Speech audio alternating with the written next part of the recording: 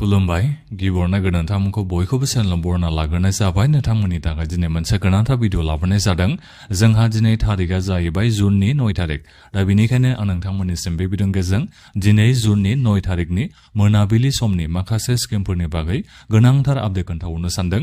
जेरै नैबे दंफां गायनायनि 25,000 फैसानि लिस्टनि बागैबा नोंथांमोननिसिम खोन्थाहरनो सानदों। दा बेनिफ्राय जोंहा अरुणोदय स्किमनि थाखाय माखासे गोनांथार आपडेटआ अफिसियेलि ओंखारना फैदों। जेरै जोंहा नटिसबो ओंखारना फैबावदों। आरो बिनिफ्राय अरुणोदय 3.0 स्किमनि थाखाय जोंहा रेजेक्ट जानाय लिस्टआबो ओंखारना फैदों। आरो बिनिफ्राय नटिसआव मा ओंखारना फैदों आं बेखौबो नोंथांमोननिसिम बे भिडिअनि गेजेरजों खोन्थाहरनो सानदों। दा बिनिफ्राय PMAY-G सरकारि न'नि थाखाय जोंहा ससियेल अडिटआबो एसे उनावनो जानो थांगासिनो दं। दा बेनिखायनो मा नैबे सरकारि न'नि थाखाय ससियेल अडिट जागोन आं बेखौबो बे भिडिअनि गेजेरजों आपडेट खोन्थाहरनो नागिरखाबाय। दा बिनिफ्राय नैबे जिबन प्रेरणा स्किम, निजुत बाबु आसनि स्किम, निजुत मोइना स्किमनि थाखायबो जोंहा आधारखौ बेंक एकाउन्टजों लिंक खालामनाय। दा बेनि अनगायैबो नोंथांमोना फैसाखौ माब्ला मोननो हागोन। दा बेफोरनि बागैबो आं नोंथांमोननिसिम आपडेटखौ खोन्थाहरनो सानदों। दा बेनिखायनो गासिबो नोंथांमोना बे भिडिअखौ जोबजासिम नायलांबानो जाबाय। दा बेनिफ्राय आंनि नोंथांमोननिसिम मोनसे खावलायनायबो थाग्रोबाय गिबियावनो गासिबो नोंथांमोना चेनेलखौ साबस्क्राइब खालामनानै लाग्रोलायनानै जाहाथे नोंथांमोना बेबादिनो स्किमफोरनि आपडेटखौ बे चेनेलनि गेजेरजों मोनबाय थानो हायो। आं गिबियावनोथ' नैबे दंफां गायनायनि 25,000 फैसाखौ नोंथांमोना गासै खै लाख जनसो मानसिफ्रा मोननो थांगासिनो दङ बेनि बागै नोंथांमोननिसिम गिबियावनो खोन्थाहरग्रोनोसै। गासै 26,35,000,000निबो बांसिन गासै माने एप्रक्सिमेट 27 लाख मानसिफ्रा नैबे दंफां गायनायनि 25,000 फैसाखौ मोननो थांगासिनो दङ दिनैनि समाव। दिनैसिमाव दै नोंथांमोननिसिम एक्जेक्टलि नाम्बारखौ बुंनो थाङोबा 26,35,303 गासै सेल्फ हेल्प ग्रुपनि मेम्बारफोरा दंफां गायनायनि 25,000 फैसाखौ मोननो थांगासिनो दङ। दा बेखौ नोंथांमोना मिथिना मोनबाय जानांगौ। नाथायबा बियो एसे उनाव बारायनोबो हागौ नङाबा खमायनोबो हागौ। बे आं सानदों खमायनाय नङा नाथायबा बारायगोनखौ आं बेखौसो सानदों। दा जिखियानो जामानो नोंथांमोना 25,000 फैसाखौ गोबां मानसियानो मोननो थांगासिनो दङ। ओरैनोथ' गासै नैबे 10,000 फैसाखौ गासै खै हाजार जन मानसिफ्रा मोननो हादोंमोन 26,58,858निबो बांसिन माने गासै बुंनो थाङोबा माने 27 लाखनि खाथियाव मोननो हादोंमोन नैबे दंफां गायनायनि 10,000 फैसाखौ। नाथायबा माखासे फैसाखौ मोननानै खामानिखौ निसय मावाखै जानो हागौ। दा बेनिखायनो जुदि नोंथांमोना मावाखैबा बहा नैबे 25,000 फैसाखौ मोननो नङा होमबा। दा जिखियानो जाया मानो नोंथांमोना मिथिना मोननो हाबाय नैबे 25,000 फैसाखौ दंफां गायनायनिखौ गासै 26 लाखनिबो बांसिन मानसिफ्रा मोननो थांगासिनो दङ। बे एसे उनाव हेरफेर जागोन आं बेखौ नोंथांमोननिसिम बुंहरखानाय जायो। दा बिनिफ्राय फैदो नैबे अरुणोदय स्किमनि थाखाय जोंहा मोनसे नटिस ओंखारना फैदों। आं बे नटिसनि माबाखौबो स्क्रिनाव नोंथांमोननिसिम होनानै दोनदों। नोंथांमोना फरायनानै नायनो हागोन। दा एडिट खालामनायाव आङो बावाबानो जाबाय। बावाबा आं नोंथांमोननिसिम बे होगोन आरो जायखिजाया स्क्रिनाव आं होनो नाजागोन। दा बेहाय बुंदों आरो जायफोर नोंथांमोना नैबे अरुणोदय 3.0नि फैसाखौ मोननो हायाखै। दा बिनि माखासे गुबै जाहोनफ्रा बेबो जाहैबाय नोंनि बे आधारा बेंक एकाउन्टजों लिंक जायैनि थाखाय।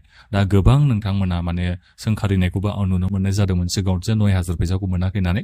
बे माखासे जाहोनफोरा बेनो जाहैबाय जे नोंथाङा गावनि बे आधार कार्डखौ बेंक एकाउन्टजों लिंक खालामना लायैनि थाखायनो नोङो नैबे थांनाय जा 9,000 फैसाखौ सोदोंमोन दा बेखौ नोंथांमोना मोननो हायाखै। दा बेखौ मिथिना मोनबाय जानांगौ।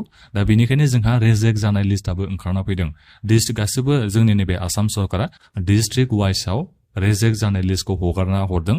जेनेबा रेजेक्ट लिस्ट जानायखौ हरदों आरो जे बे लिस्टआव सोर सोर दङ। दा बिनिफ्राय बिथांमोननिया मानो रेजेक्ट जाखो दा बेखौ नोंथांमोननिसिम डिस्ट्रिक्टनिसिम हरनाय जादों। दा बेनिखायनो बे रेजेक्ट लिस्टआव नोंनियाबो फैदोंबा नोङो खामानिखौ मावनानै लानो नांगोन। दा बिनि थाखाय जोंहा नैबे ब्लक अफिसनिफ्रायनो माने अफिसियेलि फैगोन होननानै बेखौ मिथिना मोननाय जादों। नोंथांमोननि न' बेबायदि फैगोनखौ खौरां मोननो हानाय जादों। जिखियानो जा मानो ओरैनोथ' न' बेबायदि बाथ्रायाथ' जायो। नाथायबा नोंथांमोननि न' हाबथाराबो जानो हागौ। बबेबा मोनसे जायगायाव मिटिं खालामनानै नोंथांमोननिसिम मा खामानिखौ नोंथांमोना मावनांगौ बेफोरनि बागै नोंथांमोननिसिम खोन्थानो हागौ। दा बे जाहैबाय रेजेक्ट जानाय लिस्टनि बागै गासिबो डिस्ट्रिक्टनिसिम हरखाजोब्बाय आरो जोंनि नैबे आसाम सरकारा सोर सोरनिया नैबे 9,000 फैसानि थाखाय रेजेक्ट जाखो। दा सोर सोरनिया अरुणोदय स्किमनि थाखाय रेजेक्ट जाजाखो बे लिस्टखौ जोंनि नैबे जिल्ला वाइसआव हरजोब्बाय बेखौ।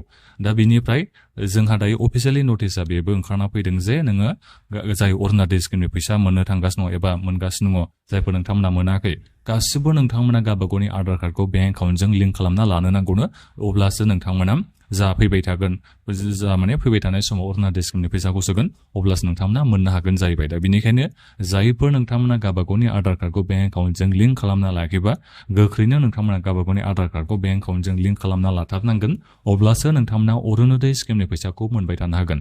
बेयो अरुणोदय 1.0 आनो जा अरुणोदय 2.0 आनो जा अरुणोदय 3.0 आनो जाया मानो नोंनि बे बेंक एकाउन्टआ आधारजों लिंक थाथारनांगोन अब्लासो नोंथांमोना इयुनावबो अरुणोदय स्किमनि फैसाखौ मोनबाय थानो हागोन नङाबा नोंथांमोना अरुणोदय स्किमनि मुलाम्फाखौ मोननो हानाय नंला दा बेखौ नोंथांमोना मिथिना मोनबाय जानांगौ जोंहा अफिसियेलि नटिस ओंखारना फैदों नैबे आधार कार्डखौ बेंक एकाउन्टजों लिंक खालामनायनि थाखायनो दा बेखौ नोंथांमोना निस्सय दायो मिथिना मोनजोब्बाय जानांगौ दा बे जाहैबाय दा बेनिफ्राय नैबे PMAY-G नि जोंहा ससियेल अडिटआ एसे उनावनो जानो थांगासिनो दङ बे ससियेल अडिटआव बे सरकारि न'नि ससियेल अडिटआव नोंथांमोना बयबो थांनांगोन बेहाय मिटिं जागोन बेहाय बायदिसिना नोंथांमोननिसिम सोंथि खालामनाय जागोन सार्भेबो बेबायदिनो खालामनाय जागोन जे नोंथांमोना सरकारि न'खौ मोननो हागोन हायाखै बेबायदि माखासे सोंनाय जागोन बोरै न'खौ लुनाय जादों बायदि रोखोमनि माने बेहाय ससियेल अडिटखौ खालामनाय जायो दा बे सरकारि न'नि एबा PMAY-G सरकारि न'नि जोंहा ससियेल अडिटआ जोंनिथिंबो एसे उनावनो जानो थांगासिनो दङ बेलेग जायगायाव जोङो ससियेल अडिट जानायखौ दायो नुनो मोननाय जाबायानोसै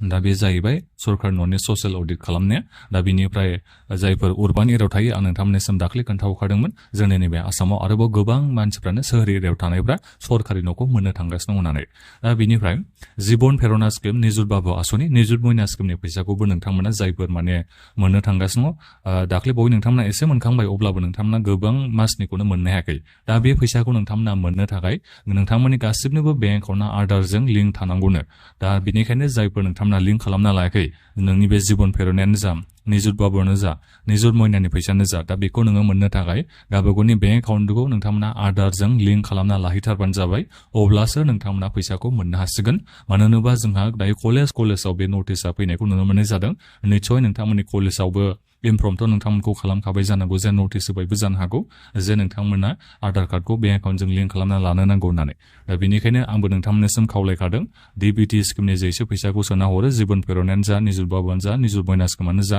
दा बेनि फैसाखौ नोंथांमोना मोननो थाखाय आधारखौ कम्पालसरि बेंक एकाउन्टजों लिंक खालामना लाथारनांसिगौ दायो अब्लासो नोंथांमोना फैबाय थानाय समाव नैबे जिबन प्रेरणा निजुत बाबु निजुत मयना स्किमनि फैसाखौ मोननो हासिगोन फैसाखौ माब्लानिफ्राय मोननो हागोन आगस्ट मासनिफ्राय नोंथांमोना मोननो थांगासिनो दङ दा बेखौ नोंथांमोना निस्सय दायो मिथिना मोनबाय जानांगौ दा थिग बेबादिनो नैबे रेशन कार्डनि थाखायबो नोंथांमोननिसिम बयनिसिमबो खावलायगासिनो दङ जे नैबे KYC खौ होनानै लाथारनानै नङाबा नोंनि बे रेशन कार्डआ दानजागोन दा बेनिखायनो दा खावलायबाय थानाय समावनो जुदि नोंथांमोना KYC खौ होनानै लाखायाबा रेशन कार्डखौ नङाबा नोङो उनाव दालि सिनि संख्रि माइरंखौबोथ' नोंथांमोना मोनखाबाय थायो दा जानाय थाव नोंथांमोना बेखौबो मोननो थांगासिनो दङ बेखौबो नोंथांमोना मोननो हायै जागोन आरो बेजों लोगोसेनो नोंथांमोना अरुणोदय स्किमनि मुलाम्फाखौबो मोननो हायै जाहैगोन दा बेनिखायनो बे टाइम थासेयावनो नोंथांमोननि बे रेशन कार्डआ दानजायै समावनो नोंथांमोना माबाखौ KYC खौ खालामना लाखाथारबानो जाबाय जाहाथे नोंथांमोना इयुनाव रेशन कार्डनि जे सरकारा मा नोंथांमोननिसिम मुलाम्फा हरनो नागिरो बेखौ नोंथांमोना उनावबो जाहाथे मोनबाय थानो हायो